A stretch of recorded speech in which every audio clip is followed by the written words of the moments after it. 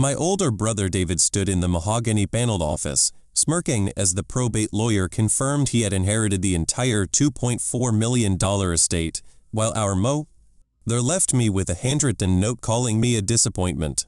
I didn't cry. I didn't shout. I just ran my thumb over the brass zipper of my leather portfolio and let him enjoy his victory. 72 hours later, his brand new empire collapsed and he never saw it coming. To understand how we ended up in that sterile legal office on a rainy Tuesday morning, you have to understand the architecture of my family. In the Reynolds household, there were two distinct roles, assigned at birth and enforced with brutal consistency. David was the investment. I was the insurance policy. David was the golden child, the charismatic dreamer who could do no wrong. He started 3 different tech companies by the time he was 30, all funded by my mother, Alina, and all quietly liquidated when the money ran out. When David failed, it was the market's fault. And then there was me. I was the reliable one who got the frantic midnight phone calls when the plumbing broke, or when the property taxes were miraculously overdue. I didn't get applause for showing up. I got invoices. I balanced her checkbook, discovering bizarre overdrafts she casually waved away. I negotiated with contractors because David supposedly invested her maintenance fund into a crypto startup that evaporated overnight. For 10 years, I swallowed the humiliation. I paid her utility bills. I managed her complex medications. I sat in bleak hospital cafeterias while she complained to the nurses that her darling boy was just too important to visit. I kept my voice steady. I kept the peace. Because that's what you do, isn't it? You absorb the damage so the family doesn't shatter. You convince yourself that eventually, your loyalty will be recognized. My blood ran cold the first time I suspected she was funneling my contributions directly into David's lifestyle. I had transferred $5,000 to cover her emergency roof repair. A week later, David posted photos from a luxury resort in Cabo. When I questioned her about it, she didn't even blink. She just adjusted her cashmere shawl and told me I was being petty. Your brother is under a lot of stress, she had said, her voice dripping with that familiar, patronizing disappointment. Family helps family, Sarah. I thought I raised you to be generous. That was the psychological manipulation I was subjected to for decades. The constant, subtle rewriting of reality where my sacrifices were mandatory and his selfishness was a virtue. I was the workhorse pulling the carriage while he sat inside, complaining about the bumps in the road. When the end finally came, it was ugly and expensive. I spent 8 months sleeping on a cot in her living room, administering morphine and changing sheets while working remotely. I drained my savings to pay for hospice nurses. David flew in exactly twice. Once for a heavily filtered photo op holding her hand, and once for the funeral, where he gave a eulogy that sounded like a corporate networking pitch. I thought the worst of it was over when we buried her. I thought the ledger was finally closed. But my mother had one last play to make from beyond the grave. She had spent the last 2 months of her life, while I was feeding her ice chips and paying her mortgage, secretly rewriting her will. That brings us back to the probate lawyer's office. The room went dead silent when Mr. Harrison cleared his throat and read the new addendum. The family home, the investment portfolios, the antique collections, everything went to David. To me, she left a specific list of her outstanding personal debts, accompanied by a legally meaningless, but emotionally devastating letter instructing me to honor my duties and settle her accounts so David could have a clean start. David actually laughed. A short, arrogant sound that echoed off the leather-bound books. I let out a short, humorless laugh of my own, purely internal. He leaned back, looking at me with a mixture of feigned pity and absolute triumph. He was already calculating how quickly he could liquidate the colonial house I had essentially maintained for the last decade. He didn't offer to share. He just asked the lawyer how fast the deed could be transferred. Looking back at those hospital visits, watching David get praised for bringing a wilted bouquet while I covered a $10,000 medical bill, I realize now how perfectly that trap was designed. If you are listening to this and something feels uncomfortably familiar, you need to understand the mechanics of the golden child and scapegoat dynamic. In a toxic family system, the scapegoat's empathy is weaponized against them. You are conditioned to believe that your worth is tied exclusively to your utility. You confuse being used with being loved. You think that if you just sacrifice a little more, give a little more, endure a little more, you will finally earn your place. You won't. The system isn't broken, it is functioning exactly as intended. The only way out is not to try and win the game, but to flip the board entirely. Recognize that boundaries are not cruelty, they are clarity. Stop funding your own disrespect. But I didn't know that yet, not while I was still trying to earn a place at a table that was built to keep me starving. I just knew that the woman who raised me had decided my final reward was bankruptcy, all to pad the pockets of a son who never even knew her favorite color. What they didn't realize as I packed up my mother's bedroom that Tuesday was that the final insult she left behind wasn't an ending, it was the exact key I needed to lock them both out forever. That was the setup. Now here's where I stopped being patient and started being precise. I walked out of Mr. Harrison's office. David didn't follow me. He was too busy asking the receptionist for a list of luxury real estate appraisers. I didn't cry on the drive home. The grief evaporated, replaced by a cold, singular focus. The emotional temperature dropped to absolute zero. I stopped feeling. I started calculating. 3 days passed. Then everything accelerated. I sat at my kitchen island, opening the heavy, fireproof lockbox. The metal latch jammed briefly. It always stuck when the humidity was high, but I forced it open. Inside was a thick stack of manila folders. The documentation of my decade in the shadows. If you are dealing with a family that views your generosity as a bottomless resource, you must understand the power of documentation. A document signed before conflict is basic self-preservation. What toxic families call keeping it in the family is usually just a cover for financial abuse without accountability. Financial abuse is still abuse, and it leaves a permanent evidence trail. Build your paper trail before you think you need it.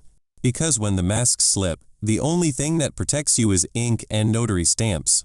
I pulled out the blue folder labeled Reynolds Holdings LLC.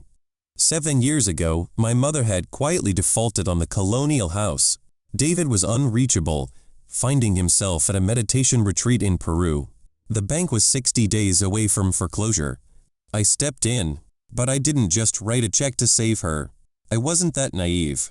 I formed an LLC, purchased the debt, and bought the house outright. My mother signed a legally binding life estate agreement.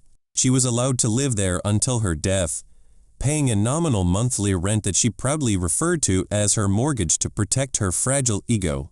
The house was never hers to give away in that will. It belonged to me, completely, legally, irrevocably. I didn't know it then, but letting David believe he had won the grand prize was the most dangerous weapon I could have possibly handed him. Friday morning, my phone buzzed. It was a text from David. Have your things out of the guest room by Monday. I have an aggressive realtor coming to stage the property. Don't make this difficult, Sarah. Mom wanted me to have a clean start. I kept my voice steady as I read it aloud to my empty kitchen. I typed my reply carefully, my thumbs moving with surgical precision. Understood. I'll make sure the house is exactly as it should be. He arrived on Saturday, strutting through the front door without knocking. He brought his fiancée, Chloe. They walked through the living room, pointing at the antique Persian rugs and the mahogany dining set. This old junk has to go, Chloe murmured, wrinkling her nose at the armchair where my mother had spent her final days. David nodded in fierce agreement. He didn't see the ghost of the woman who had worshipped him. He only saw square footage and potential profit margins. I sat on the sofa, calmly folding laundry. We're going to need to tear out these carpets, David announced, tapping his designer shoe against the floorboards. And Sarah, I need you to cover the final utility bills. The estate is frozen, and Mom's letter was very clear about your responsibilities regarding her debts. I let out a short, humorless laugh. Her debts are her own, David. The letter isn't legally binding. His face darkened. The golden boy didn't like being told no. Don't be bitter just because she recognized who the real success in the family is. You lived here rent-free for months while she was dying. Consider paying her debts your back rent. Just pack your bags, Sarah. It's my house now. I packed my bags, I said quietly. I'm leaving tomorrow. He smirked, satisfied that he had put the obedient workhorse back in her place. He spent the next 2 hours photographing every corner of the property, loudly discussing whether a cash offer or a bidding war would be better for his new portfolio. What he didn't know is that while he was measuring the windows for new treatments, I had already sent an email to Mr. Harrison. Attached to that email was a PDF copy of the property deed, the LLC formation documents, and the life estate agreement bearing my mother's notarized signature. I didn't stop there. My mother's meaningless letter demanding I pay her debts was a fascinating piece of evidence. Because while she had zero legal authority to transfer her credit card debt to me, her formal will did clearly state that David inherited all assets and remaining monetary funds. In the state of California, the probate process is ruthless when it comes to creditors. An estate's debts must be settled by the estate's liquid assets before a single dime of inheritance is distributed to the beneficiaries. My mother had racked up high-interest credit card debt. Her checking and savings accounts held exactly $42,000. David wasn't inheriting a windfall. He was inheriting a math problem that equaled almost zero. But I wanted him to feel the high of his victory before gravity kicked in. I wanted him to list the house. I wanted him to sign a contract with a realtor. I wanted him to make massive financial commitments based on a complete fantasy. On Monday morning, I loaded my suitcase into my car. David was standing on the porch, holding a cup of coffee, looking out over the front lawn like a feudal lord surveying his domain. "Leave the keys on the counter," he commanded. "I'll hold onto them for now," I replied, opening my car door. He scoffed. "Suit yourself. The locksmith is coming at noon anyway to change them all. Have a nice life, Sarah." I drove away without looking back in the rearview mirror. My phone was sitting on the passenger seat, completely silent. I was waiting for a very specific notification. I had explicitly instructed the probate lawyer, Mr. Harrison, not to process the LLC documents or inform David of the estate's true insolvency until Wednesday morning. I needed David to sign the listing agreement. I needed him to commit his own money to the house renovations. I needed him to fly as close to the sun as possible before his wings melted. And what happened next, I could not have scripted it myself. The trap was armed, and David was about to step directly onto the pressure plate. Tuesday passed with agonizing slowness. I sat in my temporary rental apartment, watching the rain streak the windows, waiting for the inevitable. I didn't have to wait long to see the sheer depth of David's arrogance. Through a mutual acquaintance who managed the city's zoning office, I learned David hadn't just listed the house. He was aggressively remodeling it. He had signed a binding contract with the most expensive luxury contractor in a county, putting down a $25,000 non-refundable deposit.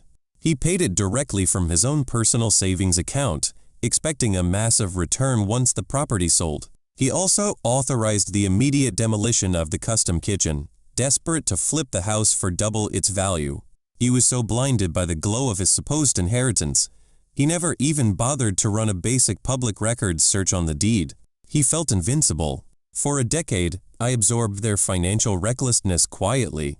That ends here. Wednesday morning brought a suffocating heat wave to the city. The air conditioning in Mr. Harrison's law firm was partially malfunctioning, leaving the mahogany-paneled conference room smelling faintly of hot dust and stale coffee. The minor discomfort grounded me. I arrived exactly 5 minutes early. David stormed in 20 minutes late, dragging his fiancée Chloe by the hand, a Bluetooth earpiece blinking aggressively on his ear. He looked furious that he had to pause his vanity project to deal with bureaucratic formalities.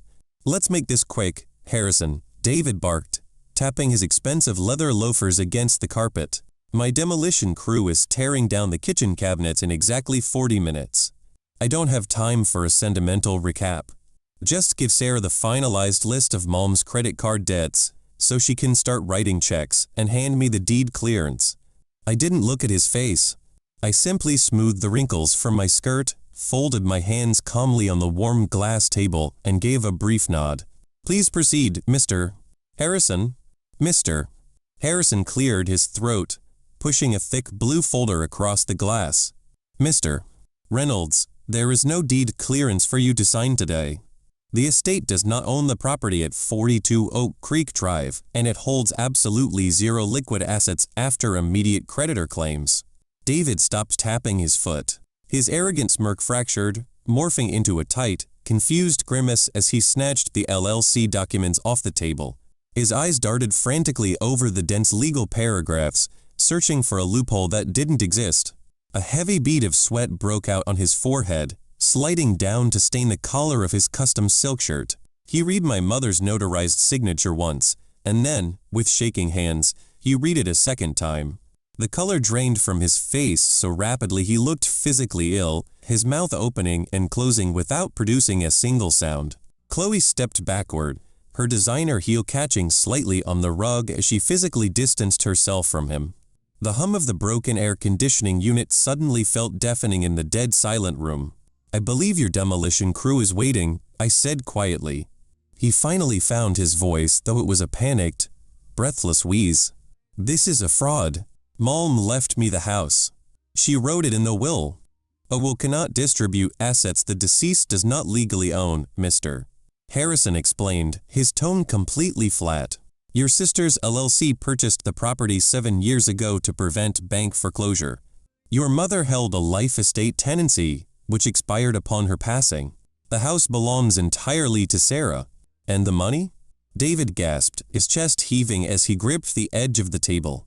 "Her accounts? The investments?" "As I stated, Mr. Harrison continued, adjusting his glasses. "The estate is completely insolvent. Your mother possessed $42,000 in liquid assets. However, her outstanding credit card balances, medical liens, and personal loans total $96,000. By California probate law, the estate's assets must pay those creditors first. There is nothing left. The remaining $54,000 in debt dies with the estate, as the handwritten letter instructing Sarah to pay them is not legally binding. You inherit exactly $dollars and cents." David collapsed heavily into the leather chair. The $25,000 he had just wired to the contractors was gone. The kitchen he had just ordered demolished belonged to me. When you stop shielding toxic people from the consequences of their own arrogance, they will always accuse you of betrayal. If you are listening to this and you've spent years being the emotional sponge for a dysfunctional family, hear me clearly. People who scream the loudest about loyalty have almost always done the least to earn it. You cannot reason with someone who inherently benefits from misunderstanding you. Boundaries are nothing more than a description of what you will and will not accept. Enforcing them is not an act of cruelty, it is an act of absolute clarity. Leaving quietly, legally, and permanently is the most powerful thing you can do. David didn't apologize. He didn't acknowledge the decade I spent keeping our mother out of bankruptcy so he could play the successful entrepreneur. His shock slowly warped into a pure, venomous rage. He lunged across the table, his hand slamming against the glass so hard it rattled the lawyer's coffee mug. "You planned this," he hissed, his face inches from mine. "You stole my inheritance, you vindictive bitch. I'll sue you. I'll tie this house up in court for the next 10 years. I picked up my leather portfolio. "You don't have the capital to hire a lawyer, David. You owe $25,000 to a contractor for a job that isn't happening. They're at the house right now," he screamed. "I gave them the security code. I changed the security code at 6 o'clock this morning," I replied, standing up. "And I've notified the local police that unauthorized individuals are attempting to access my private property." I didn't know it then, but blocking his access to the house was about to trigger a chain reaction that would completely destroy his upcoming wedding. They didn't collapse quietly. They collapsed loudly, messily, and in a way that exposed exactly who they had always been. Walking out of Mr. Harrison's office, I finally felt the oppressive weight of the last decade lift from my shoulders. The air outside was still suffocatingly hot, but to me, it felt perfectly clear. I drove straight to my temporary rental apartment, put my phone on silent, and poured myself a glass of cold water. I didn't celebrate. I just sat in the quiet, savoring the absolute absence of my mother's demands and my brother's entitlement. David, on the other hand, was spiraling into a catastrophic meltdown. By 2 o'clock that afternoon, my phone was clogged with frantic voicemails from the contractor, the police, and my Aunt Barbara. I listened to them in chronological order, piecing together the beautiful wreckage of David's afternoon. He had sped directly from the law firm to the colonial house, fully intending to bully his way inside and demand the demolition continue. But when he arrived, the custom luxury contractor was standing on the front lawn, looking extremely confused. My locksmith had finished at noon. The heavy oak doors were bolted, the new security cameras were blinking red, and the alarm system was fully armed. David, operating under the delusion that volume equals authority, tried to kick the back door open. He screamed at the contractor to break a window. Instead, the contractor checked the public county tax records on his iPad. The connection kept buffering, but it took him exactly 3 minutes to verify that the property was legally owned by Reynolds Holdings LLC, a company registered exclusively in my name. The contractor didn't just pack up his trucks. He handed David a formal notice of breach of contract. Since David had signed the agreement claiming to be the legal owner of the property, he had committed fraud. The $25,000 deposit was entirely forfeit to cover the labor of the day and the immediate cancellation of the custom kitchen materials. Furthermore, David was legally liable for a $15,000 penalty for the specialized marble that had already been cut. I let out a short, humorless laugh as I listened to the police officer's voicemail. A neighbor had called 911 because a crazed man was screaming on the lawn. The police had arrived, detained David, and issued him a formal trespass warning. If he stepped foot on my property again, he would be arrested. But the financial ruin was only the first domino. The social fallout was much faster and far more brutal. If you have ever been targeted by a family smear campaign, you know the deep, isolating exhaustion of trying to defend your character against people who were determined to see you as the villain. But here is the psychological truth about the golden child and scapegoat dynamic. The extended family doesn't actually care about the truth, they only care about the equilibrium. By refusing to absorb our mother's debt, I had forced the golden child to face reality, and the family system was punishing me for breaking their comfortable illusion. If you find yourself in this position, here is your exit strategy. Do not provide evidence to people committed to misunderstanding you. Drop the rope. Let them believe the false narrative. Your peace is worth infinitely more than their validation.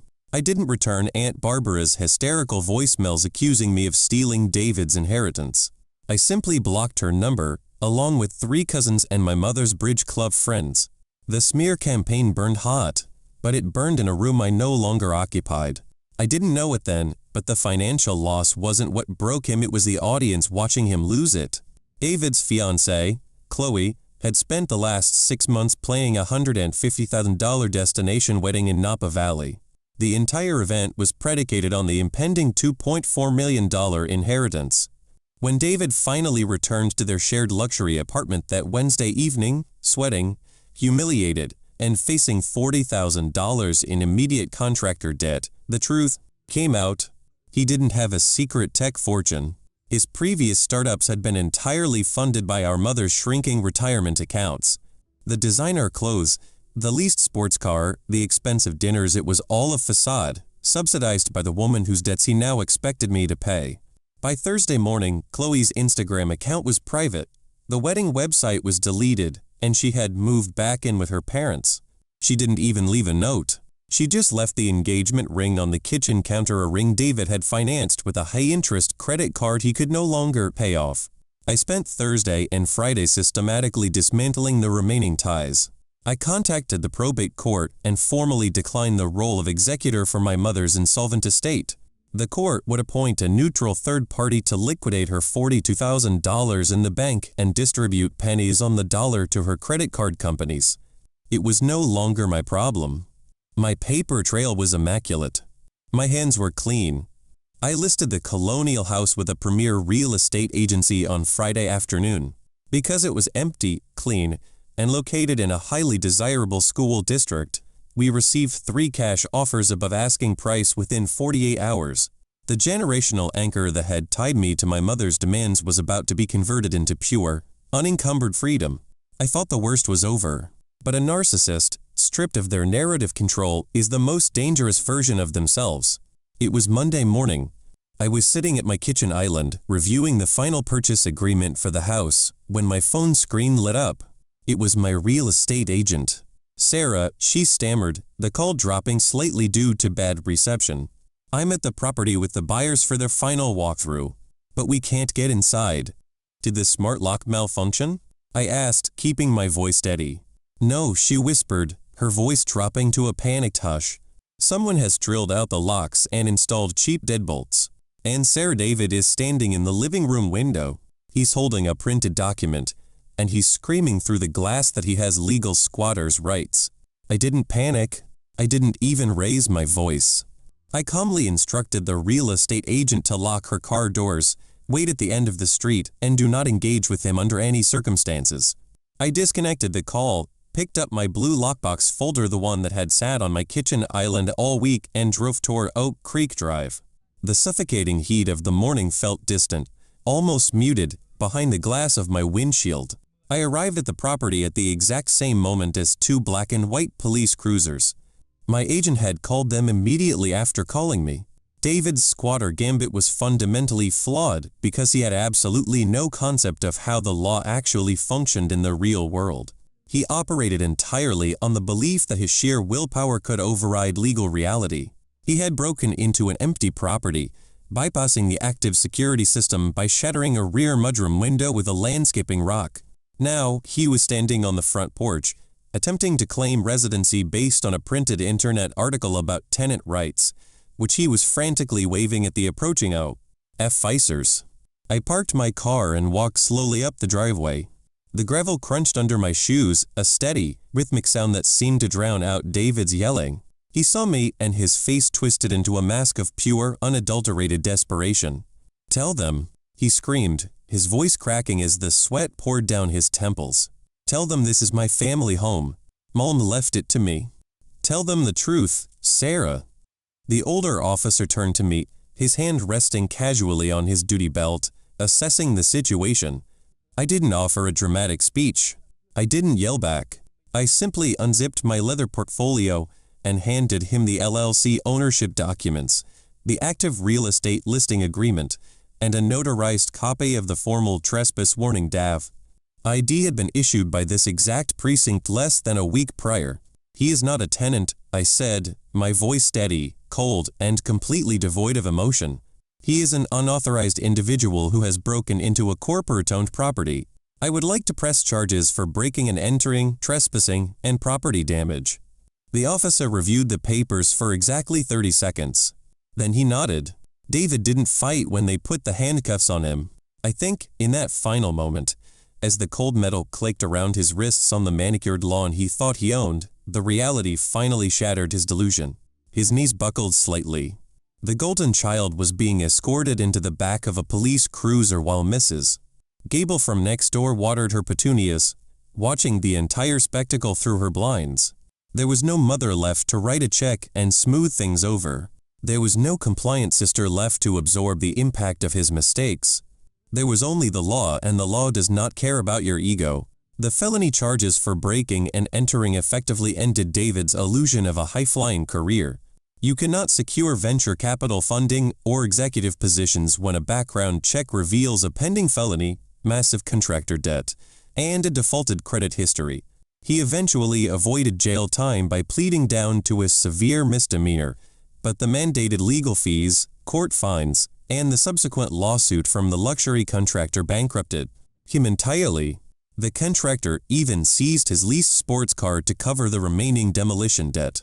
Last I heard, through the same extended family grapevine I no longer participate in, he was living in a cramped, moldy studio apartment 2 towns over. He works a mid-level commission-based sales job, and he spends his evenings telling anyone who will listen at the local bar that his greedy, vindictive sister stole his multi-million-dollar inheritance. I don't correct him. I don't reach out to set the record straight.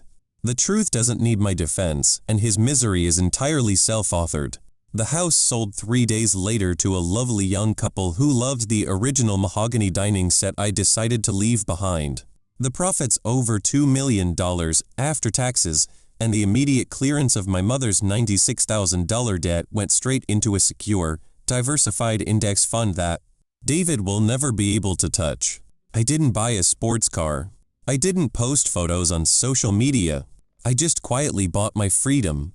If you are listening to this and you've ever felt the crushing weight of leaving your toxic family, we need to talk about the difference between guilt and shame. In a narcissistic family system, they use your empathy as a weapon against you. They condition you to feel intense guilt for choosing your own survival, while they feel absolutely no shame for exploiting you. The golden child will never save you. The scapegoat dynamic is designed to consume what you produce. The guilt you feel right now isn't a sign that you did something wrong, it is just the echo of their trauma bonding programming breaking down. Here is your exit strategy. Write down exactly what they took from you, read it when you feel weak, and accept that no contact is not a dramatic tantrum. It is a medical decision. Protect your peace. Walking away from my family was the hardest thing I've ever done, but it was also the first time I actually chose myself. For 32 years, I thought my value was measured by how much pain I could absorb for other people. I thought love was a transaction where I paid the bill and they took the credit. What do I know now that I didn't know before this happened? I know that true family doesn't hand you an invoice for your existence.